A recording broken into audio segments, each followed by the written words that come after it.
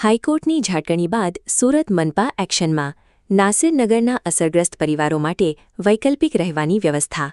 સુરત કતારગામ દરવાજા નજીક આવેલી નાસિરનગર વસાહતમાં 100થી વધુ પરિવારોના મકાનો પર પૂર્વ જાણ કર્યા વિના કરવામાં આવેલા ડિમોલિશન મામલે ગુજરાત હાઈકોર્ટની આકરી ટકોર બાદ સુરત મહાનગરપાલિકા હરકતમાં આવી છે। ડિમોલિશન મામલે થયેલી સુનાવણી દરમિયાન હાઈકોર્ટે મનપાની કામગીરી પર ગંભીર સવાલો ઉઠાવ્યા હતા અને આગામી સોમવારે તમામ સંબંધિત દસ્તાવેજો સાથે કોર્ટ સમક્ષ હાજર રહેવાનો આદેશ આપ્યો છે। કોર્ટની ટકોર બાદ ઘરવિહોણા બનેલા અસરગ્રસ્ત પરિવારો માટે સુરત મનપાએ ભરીમાતા કમ્યુનિટી હોલમાં વૈકલ્પિક રહેવાની વ્યવસ્થા ઊભી કરી છે। અહીં અસરગ્રસ્તોને રહેવાની સાથે લાઇટ, પીવાનું પાણી અને શૌચાલય સહિતની જરૂરી સુવિધાઓ ઉપલબ્ધ કરાવવાની તૈયારી કરવામાં આવી છે। નાસિરનગર ડિમોલિશન મામલે હવે આગામી સુનાવણી દરમિયાન મનપા કોર્ટ સમક્ષ શું રજૂઆત કરે છે અને હાઈકોર્ટ કયા પ્રકારના આગળના નિર્દેશ આપે છે તેના પર સૌની નજર મંડાઈ છે।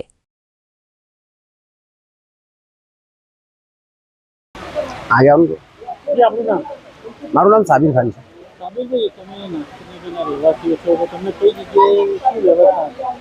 અત્યારે આપણે કોમ્યુનિટી હોલમાં વ્યવસ્થા આપી જાય છે 28 દિવસ પછી।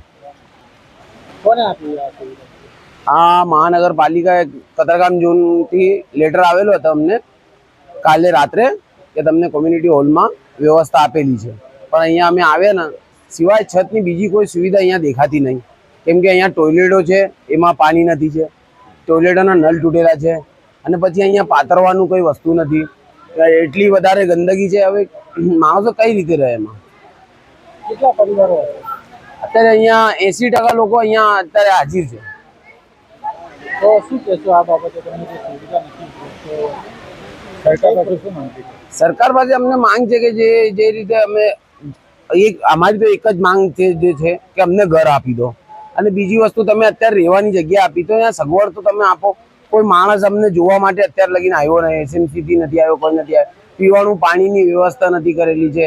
ત્યાં અમે લોકો હતા ને ત્યાં એનજીઓ વાળા અમને બહુ હેલ્પ કરતા હતા, ચા પાણી નાસ્તા જમવાનું બપોરે સાંજે બધી વ્યવસ્થા અમને ત્યાં હતી। અહીંયા કોમ્યુનિટી હોલમાં ખાલી છત આપેલું છે, અમને બીજી કોઈ વસ્તુ આપેલી નથી। મારું નામ પરવીન પઠાણ છે। અમે બેડ દરવાજા નાસિરનગર માં રહેતા હતા પેલા, પણ અમારે કમસે કમ 40 વર્ષથી અમે ત્યાં હતા। તો અમારું છે ને એકદમ અમે સૂત્યા હતા ને એકદમ સવારે આવીને અમારા લોકોના દરવાજા ખોલ્યા, એ લોકોએ ખોલતા અને અમને એકદમ ઘરમાંથી બિના નોટિસ, અમને કઈ નોટિસ નથી મળી, કઈ નથી મળી ને અમને ઘરના બહાર કાઢીને અમારા ઘરો પર બુલડોઝર ચલાવી દીધું। વાત કરીએ તો કેટલા પરિવાર ત્યાં રહેતા હતા? ત્યાં 106 જણના એ હતા ને 600 કમસે કમ 600 પરિવાર હતા। વાત કરીએ તો અહીંયા જે કેટલા વર્ષનો મોટો સૌથી વધુ મોટી ઉંમરના માણસ છે, કેટલા નાના ઉંમરના?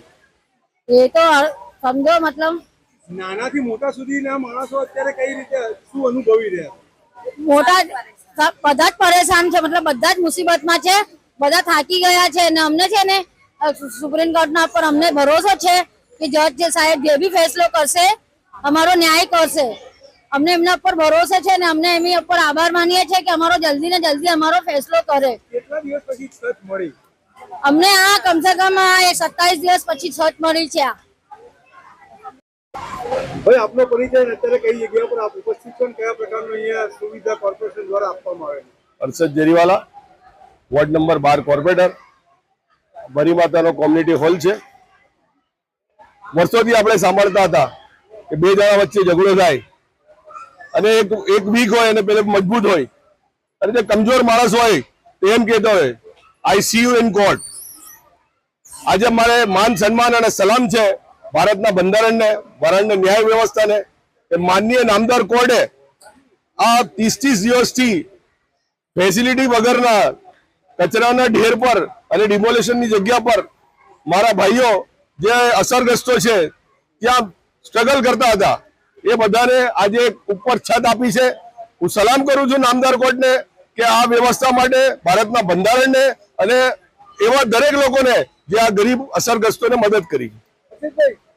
કોર્પોરેશનનું સ્લોગન છે બહુજન હિતાય બહુજન સુખાય, આ બાબતમાં શું છે?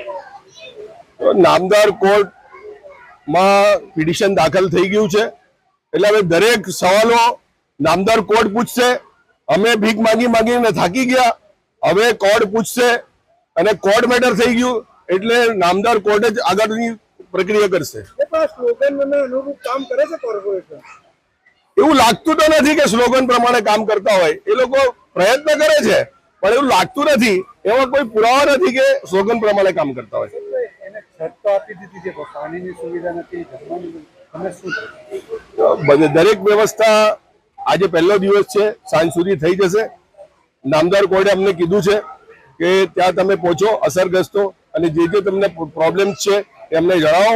ધીમે ધીમે કરીને એક જ દિવસની અંદર બધી જ ફેસિલિટી થઈ જવાની છે અને આ લડત નામદાર કોર્ટની સમક્ષ અમે મૂકી છે, નામદાર કોર્ટને રજૂઆત કરી છે એટલે દરેક ફેસિલિટી ભારતનું ન્યાયતંત્ર અમને કરી આપશે.